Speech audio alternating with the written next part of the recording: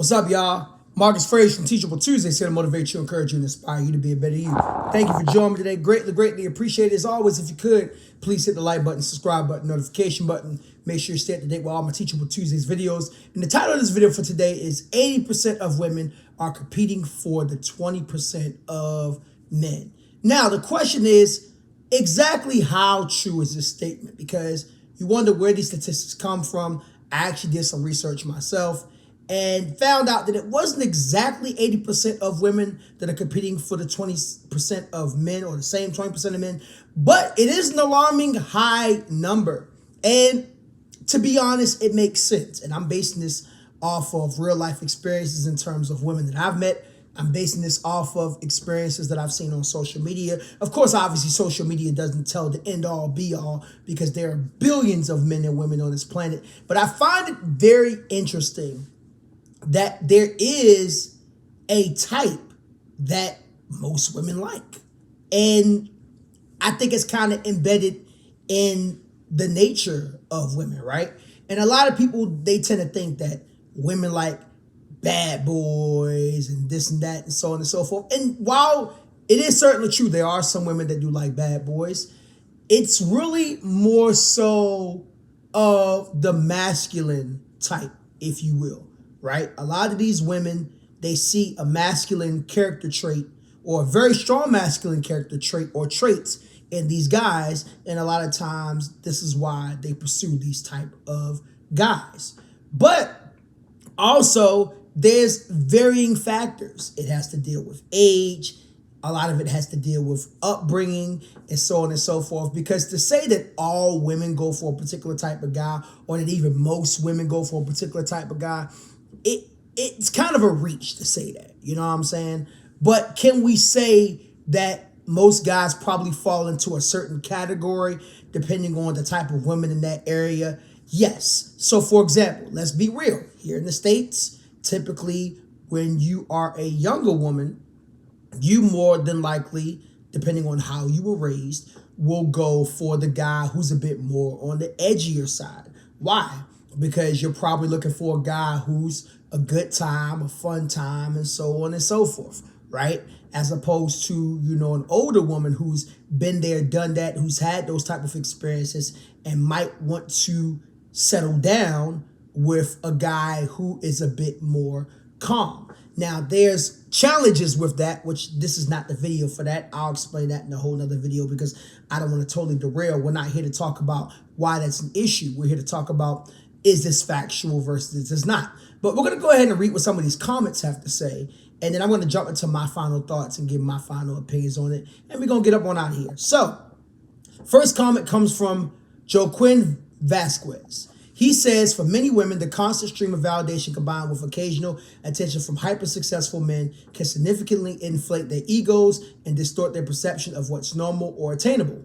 This is a major part of the problem, made worse by men who tolerate poor behavior just for a chance to get laid. Back in the 2000s and earlier, women generally form relationships with men in their immediate communities. While hypergamy has always existed, it was natural limits, the best options available locally. That is very interesting. So I want to address both sides. I'm gonna go up to the comment he made. So first of all, he said that there are a lot of successful men that pretty much give women a false sense of reality, which is very true, because if you're being real, a lot of successful men that make millions and billions of dollars, they're probably not trying to wife you up for real, for real. Let's be honest. Unless they are a man that likes that type of structure, or they're a man of the faith, they're not really trying to do that. They're probably just trying to have fun. And unfortunately, there are some women out here that mistake having fun for actually being desired. It's not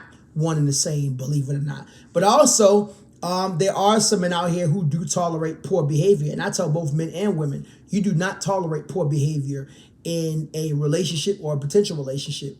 In fact, the second that the bad behavior starts, it needs to be addressed. I'm not saying that you should cut people off right then and there. I think you should let people know what's going on, let people know what's up. And if they don't like it, if they can't get with the program, then that's when you bounce. So yeah, that's a very interesting perspective.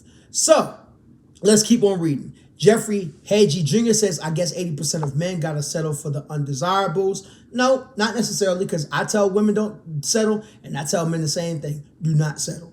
Hector Hex Gonzalez says, I'd rather be 21% and go somewhere else besides America. And you're noticing that there are a lot of people talking about the fact that they want to go overseas to date other women because they say women overseas are more of the traditional side.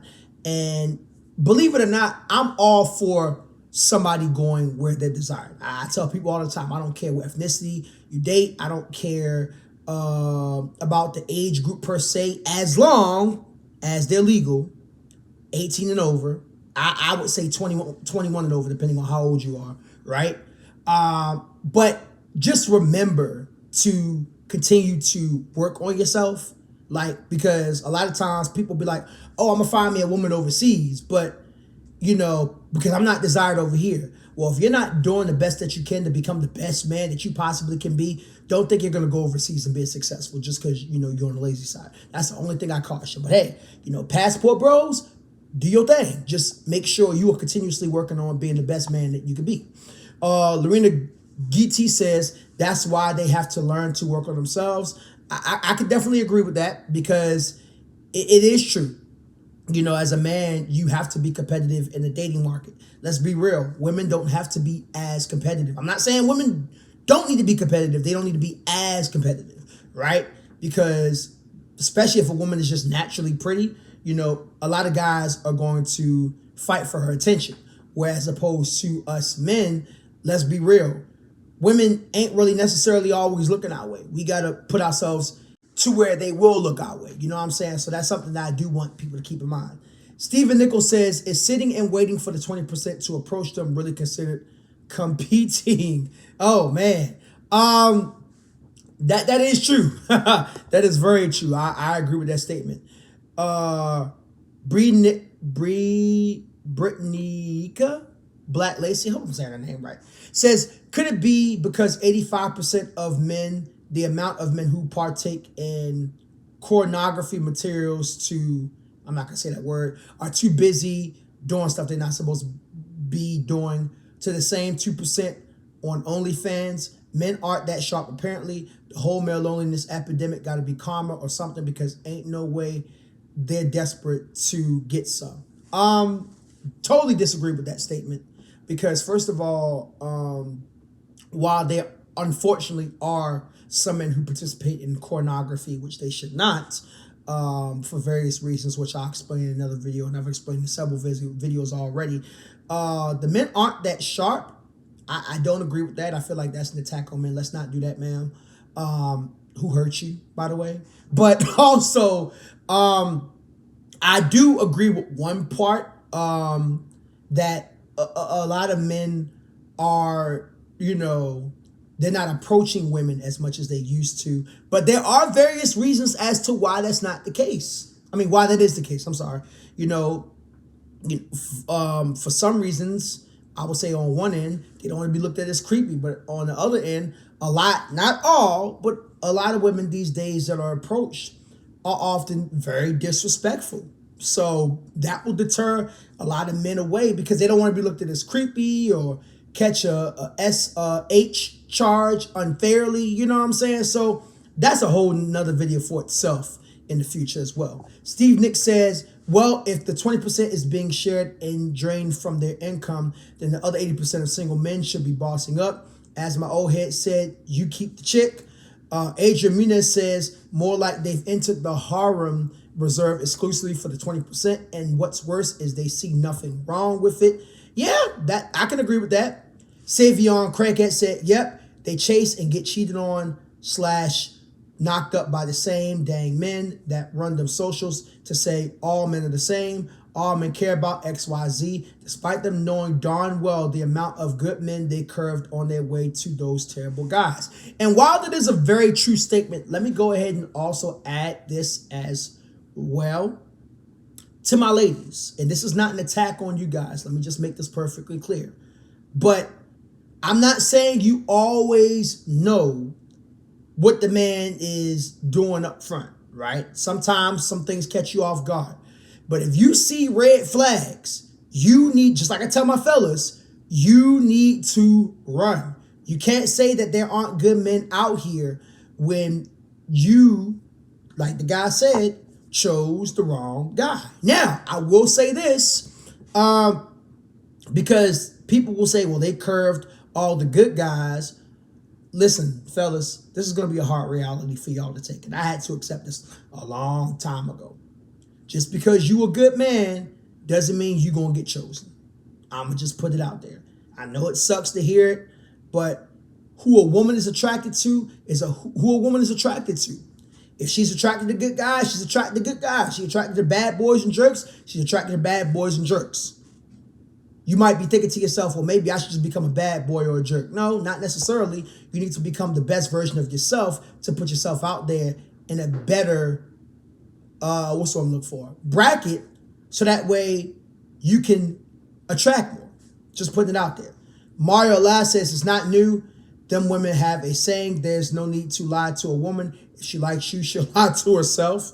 Yeah, that definitely has some truth to it. I can't disagree with that. Terrence Bull says, now, why the heck would you tell the secret, snitch? That's hilarious.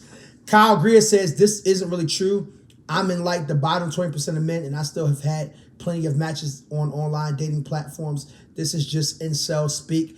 I see where he's coming from. I definitely see where he's coming from because, but also when they say 20% of men, they didn't necessarily say top 20% of men. They just said 20% of men in general. That could be, top percentage of earning. That could be just 20% of men in general. There's so many different factors that go along with it. It's not really just one size fits all. So that's kind of a hard thing to say. We're going to read a few more. Joseph Coots says, don't listen to this. A lot of men, I see them giving it up and don't meet any of these standards. A friend of mine was 5'5" and getting everyone's girl. I promise people date who they can get.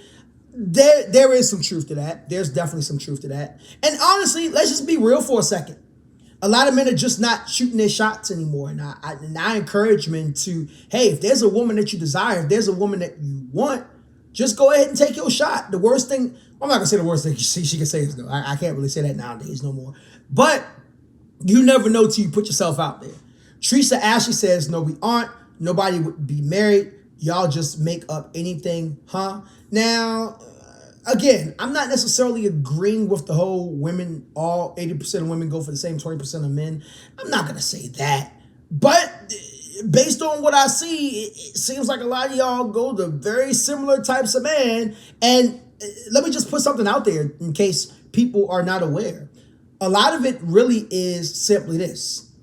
If there are a lot of women that find you attractive, 9 times out of 10, you're probably likely to find a lot of women going after you because it's weird, but there are some women that prefer to go after men who other women are fighting for. Because think about it.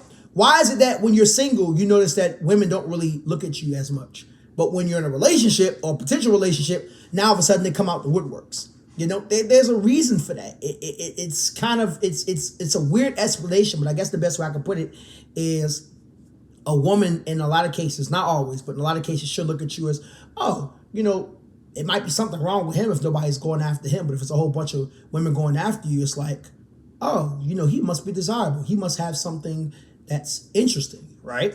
Let's read one more of these. David Colliver New Gideon says, it is that the standards are too high. Some corners on the earth, we have couples where the women love average guys, started when they were young, stuck together, and get rich later on in their lives.